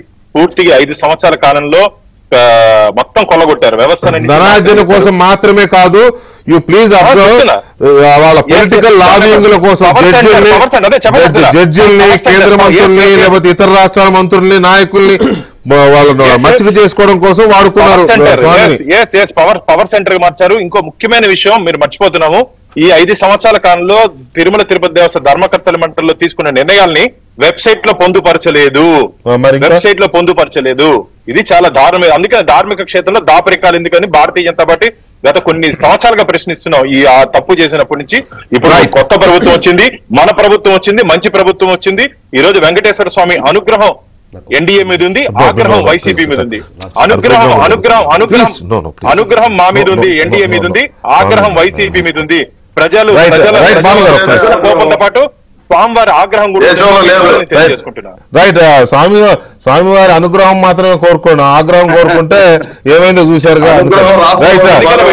Right Srinivasananda స్వామి, ఫైనల్ గా ఒక మాట చెప్పండి, ఈ మొత్తం సిస్టమ్ లో ఏమి మార్పు జరగాలని మీరు కోరుకుంటున్నారు? ఎందుకంటే మీరు ఆ స్వరూపానందకు వ్యతిరేకంగా బాగానే పోరాటం చేశారు, కానీ ఇప్పుడేం కోరుకుంటున్నారు మీరు? మీకు పదవి కాదు అనేది, అక్కడ మార్పు. సామాన్యమైన భక్తుడు పూర్వకాలం అంటే పూర్వ వైభవం ఎలాగైతే ఉన్నదని సంతోషించారో అలాంటి పరిస్థితులు రావాలి వెంకటకృష్ణ గారు. సామాన్యమైన భక్తులకు ఎటువంటి ఇబ్బందులు కలగకూడదు. తిరుమల చరిత్రలో ఎప్పుడైనా EO down down, CM down down, Jagan down down, TTD chairman down అనే మాట ఎప్పుడైనా మనం విన్నామా? ఏడుకొండలవాడ వెంకటరమణ గోవింద గోవింద నామస్మరణ తప్ప ఎప్పుడు టీటీడీ చరిత్రలో లేదు. ఎందుకు అంటే అలా ఉంటాయి మరి కాదు. రుషికొండ మీద బిల్డింగ్ ఏంట్రా బాబు సీఎం గారు అడిగితే అక్కడ ఏడుకొండ మీద వెంకటేశ్వరం లేడా మా జగనన్న కూడా దేవుడు అన్నోళ్ళు ఉన్నారు మీ దగ్గర. మరి అలా డోలు ఆంధ్రప్రదేశ్ లో ఏదైనా జరుగుద్ది. కాబట్టి ఇక మీద ఏం జరగాలో ఆలోచించండి అందరూ కలిసి.